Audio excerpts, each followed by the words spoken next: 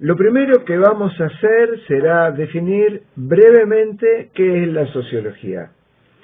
Es cierto que dependiendo del autor que leamos o la corriente de pensamiento que sigamos, puede variar un poco, pero dicho a grosso modo, una buena definición de lo que es la sociología sería la siguiente: es la ciencia social que se encarga de estudiar las relaciones existentes entre grupos de personas, colectivos sociales, países, sus creencias, entre tantas otras relaciones.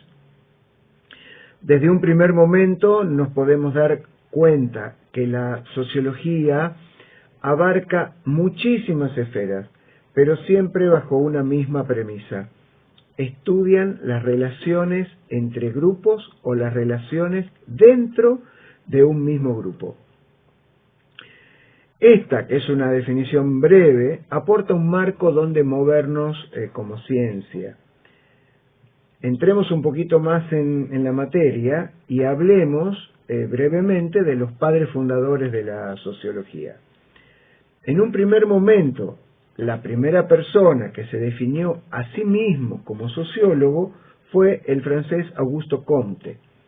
Es cierto que en su momento Comte lo hizo para diferenciarse de sus coetáneos, que se denominaban a sí mismos como investigadores sociales. Comte quiso en su momento aportar algo más, algo diferente, pero le faltaban dos cosas fundamentales, por cierto: un cuerpo teórico sobre el cual moverse y una metodología de investigación. Y no fue hasta después que tres hombres pusieron los pilares de lo que es la sociología moderna. Estos tres fueron Karl Marx con su obra El Capital, Émile Durkheim con las reglas del método sociológico y finalmente, pero no por ello menos importante, Max Weber con su obra La ética protestante y el espíritu del capitalismo. Estos tres hombres pusieron los pilares de lo que hoy es la sociología. Aportaron un corpus teórico y, por otro lado, una metodología de investigación. Entrando un poco en cada obra, vamos a hablar de estos tres trabajos por separado para que podamos transmitir la importancia de los mismos. En primer lugar, vamos a hablar de Marx y su obra El Capital.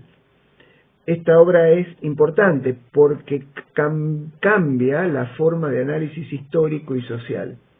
Marx nos plantea una concepción materialista de la historia, en donde la lucha de clases, según este autor, es el motor de la misma. ¿Esto qué significa? Que existen aquellos que poseen los medios de producción y aquellos que no, y al haber una escasez de recursos con una serie de conciertos sociales, estos entran en conflicto.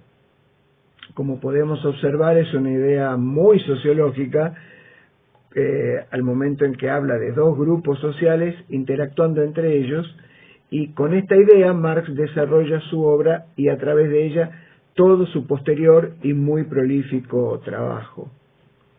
En segundo lugar, hablemos de Émile Durkheim, con las reglas del método sociológico.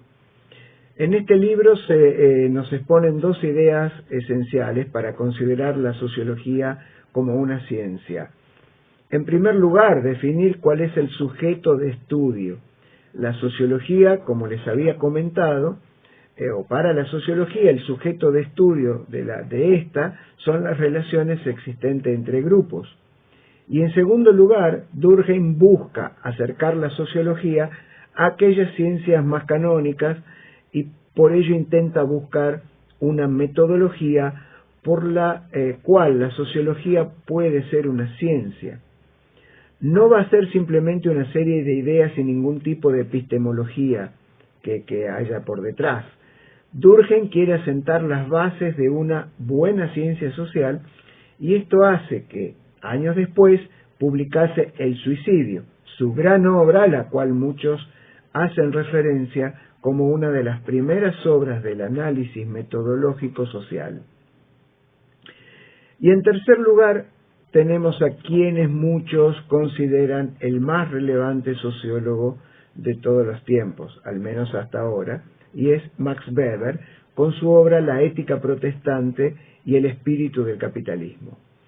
En este libro se exponen muchísimas ideas, pero quizás las dos ideas claves sean las siguientes.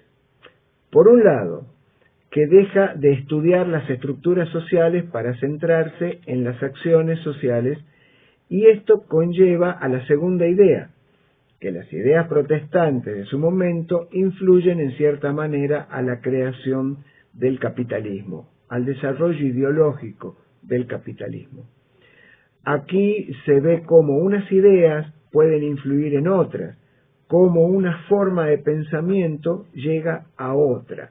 Y con estas dos ideas, y obviamente con muchas más, Weber se convierte en uno de los padres fundadores de la sociología, y aunque muchas de sus ideas difieren de los dos autores anteriores, Marx y Durkheim, esto solo da debate y valora lo que sería el cuerpo teórico de la sociología. Ya con estos tres grandes padres fundadores de la sociología que hemos expuesto, pasemos brevemente al siguiente punto que quería comentar, la metodología dentro de la sociología. Cierto es que existen dos ramas mayoritarias, lo cuantitativo y lo cualitativo. Por definirlas de una forma muy breve, lo cuantitativo es todo lo que tenga que ver con valores numéricos, con estudios de porcentajes, con estudios de encuestas, con estudios demográficos de población. Todo lo que tenga que ver con análisis de redes es una imagen numérica de la sociedad. Y por otro lado, está lo cualitativo, que sería toda una imagen mucho más descriptiva de lo social, de los fenómenos sociales, y en donde tenemos ciertas herramientas como las entrevistas en profundidad, los grupos de discusión, los grupos focales, las observaciones en terreno. Todo esto siempre tiene un matiz más descriptivo, pero no son metodologías que entre ellas tengan que entrar necesariamente en un conflicto, sino todo lo contrario. De hecho, en sociología existen las investigaciones triangulares de lo que hacen es juntar lo mejor de lo cuantitativo y lo mejor de lo cualitativo, y con ello dar una imagen de gran profundidad de un determinado panorama social.